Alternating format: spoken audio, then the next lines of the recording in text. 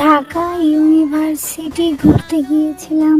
হঠাৎ করে দেখি তেঁতুলের চা বিক্রি হচ্ছে। এখানে তেঁতুলের চা পাওয়া যায়, জীবনের প্রথম খাবো। একটু টেস্ট করে দেখার জন্য 3টি অর্ডার করলাম, কারণ আমরা 3জন ছিলাম।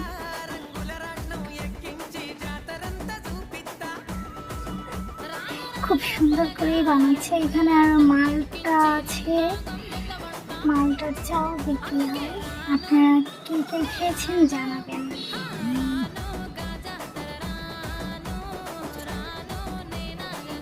অনেক মানুষ আছে এখানে।